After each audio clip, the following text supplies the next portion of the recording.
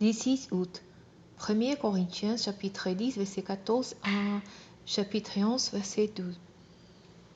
Pour toutes ces raisons, chers amis, je vous en conjure, fuyez l'écoute des idoles. Je vous parler comme à des gens raisonnables. Jugez vous-même de ce que je dis. La coupe de reconnaissance pour laquelle nous remercions Dieu ne signifie-t-elle parce que nous sommes au bénéfice du sacrifice de Christ qui a versé son sang pour nous?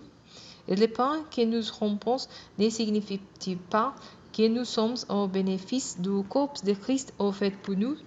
Comme il n'y a qu'un seul pain, nous tous, malgré notre grand nombre, nous ne formons qu'un seul corps, puisque nous partageons entre tous ce pain unique. Pensez à ce qui se passe dans le peuple d'Israël. J'entends Israël au sens national.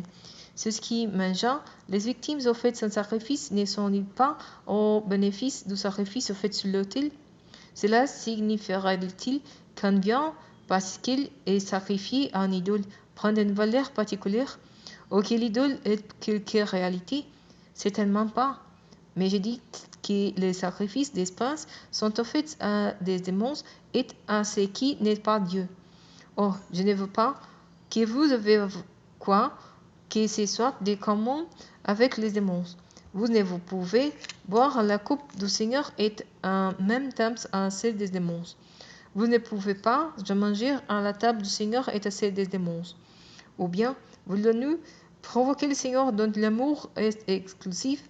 Nous croyons-nous plus forts que lui? Oui, tout m'est permis, mais tout n'est pas bon pour nous. Tout est permis, mais tout n'est pas agrandi dans la foi. Que chacun de vous, au lieu de songer seulement à lui-même, recherche aussi les intérêts des autres.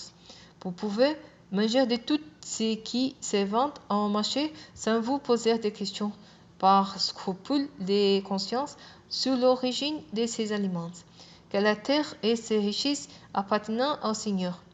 Si un non-croyant vous invite et que vous désirez accepter son invitation, mangez tranquillement de tout ce que l'on vous servira, sans vous poser de questions par scrupule de conscience.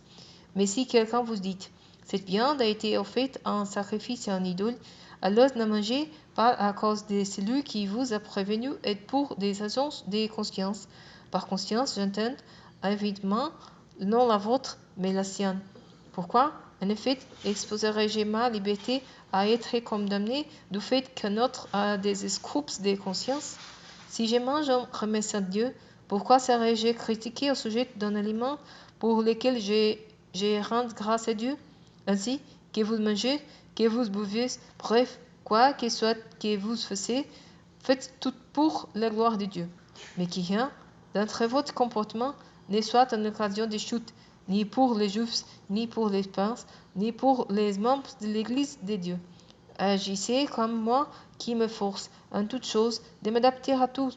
Je ne considère pas ce qui me serait avantageux, mais je recherche les biens du plus grand nombre pour leur salut. Suivez donc mon exemple, comme moi, de mon côté, je suis celui de Christ.